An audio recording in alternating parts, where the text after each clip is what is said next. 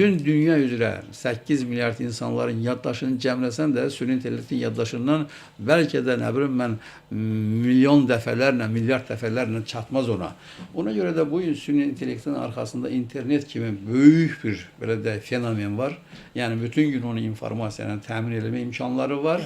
Üstə də gəl bu informasiyanı emal etmək, oradakı müxtəlif metodları filanlarla yeni biliklər əldə etmək, yəni süni intellektin özü artıq mən indi biraz bəlkə də riskli belə demək fikirlər irəli sürürəm mən.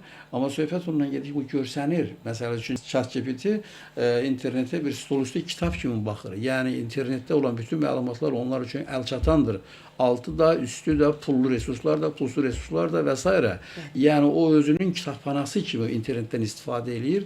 Üstə də gəldi onun sərəncamında o qədər yüksək keyfiyyətli, yüksək sürətli, həm adi bu superkompüterlər, həm də kvant superkompüterləri var ki, o demək ikinci faktor olaraq, üçüncü isə o qədər yüksək inkişaf etmiş alqoritmlər mövcuddur və yeniləri də artıq işlənmək üzrədir. Yəni alimlər bu istiqamətdə o proseslərin özünün intellektuallaşdırılması, daha da ağıllandırılması, insana xas olan və yaxud da insanın heç əli çatmayan ayrı-ayrı demək nəticələr əldə olunması ilə bağlı artıq süni intellekt bax bu mühitdə fəaliyyət göstərir.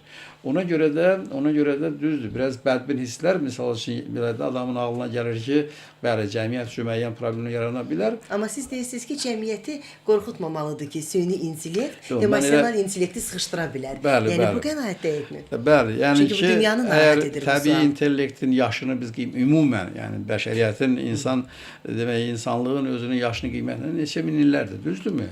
Və süni intellektin yaşına qədərdir. Kirim çatır. Bu eləsin təxminən 80. 80 yaşında intellektin yaratdığı bu reallıqlar indi 180-də nə olacaqdır? 580-də nə olacaqdır? 1080-də nə olacaqdır?